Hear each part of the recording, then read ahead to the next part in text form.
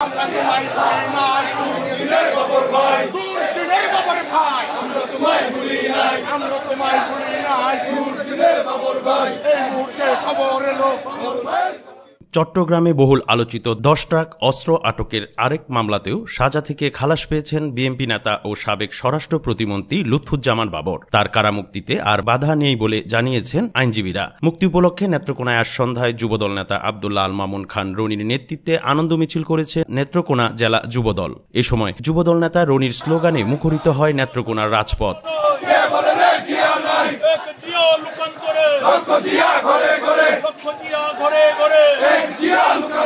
হিন্দু মুসলিম ভাই ভাই, শেখ হাসিনার ফাঁসি চাই, হিন্দু মুসলিম ভাই ভাই, খ্রিস্টান ভাই ভাই, শেখ হাসিনার ফাঁসি চাই। এই মাত্র খবর এলো বাবর ভাই খালাস পেল, বাবর ভাই খালাস পেল, এই মুহূর্তে খবর এলো ভাটি বাংলার বাবর ভাই, আমরা তোমায় ভুলি নাই, ভাটি বাংলার বাবর ভাই, বাবর ভাই, বাবর ভাই ভুলি নাই, বাবর ভাই। মিছিলটি জেলা শহরের কোর্ট স্টেশন, থানার মোড়, শহীদ মিনার মোড়, ছোট বাজার প্রদক্ষিণ করে তেরিবাজার মোড়ে এসে শেষ হয়। এ সময় সংক্ষিপ্ত বক্তব্য রাখেন যুবদল নেতা আব্দুল্লাহ আল মামুন খান রনি। লুৎফুজ্জামান বাবর ভাই আজকে বেকসুর খালাস পেয়েছেন। দেখেছেন স্বৈরাচার শেখ হাসিনা সরকার বাংলাদেশের তৃণমূল থেকে কেন্দ্র পর্যন্ত আমাদের আদর্শিক মা দেশনেত্রী বেগম খালেদা জিয়া সকল রাজবন্দীদেরকে বর্তমান যেহেতু আইনের শাসন প্রতিষ্ঠিত হয়েছে, সবাই আইনি মাধ্যমে ধারাবাহিকভাবে মুক্তি পেয়ে যাচ্ছেন। একটাই মাত্র কারণ, বাংলাদেশে বর্তমান আইনের শাসন প্রতিষ্ঠিত হয়েছে।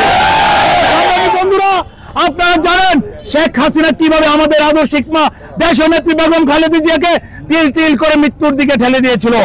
আপনারা জানেন ওনাকে বিনা চিকিৎসায় জেলখানায় কিভাবে অত্যাচার করেছিল।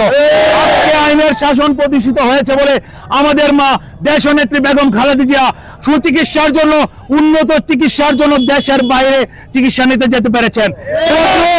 আমাদের নেতা ভারপ্রাপ্ত চেয়ারম্যান ইনশাআল্লাহ খুব শীঘ্রই বাংলাদেশের মাটিতে বাংলাদেশের জনগণকে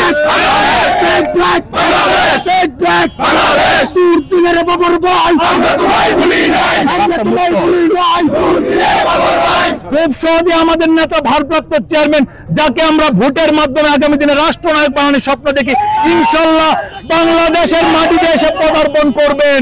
আমি বলতে চাই বর্তমান সরকারকে, যেহেতু বর্তমান সরকার বাংলাদেশের জনগণের ছাত্র জনতার রক্তের উপর দাঁড়িয়েছে, যত দ্রুত সম্ভব বাংলাদেশের গণতন্ত্র পরিবেশ ফিরিয়ে আনবে ইনশাআল্লাহ।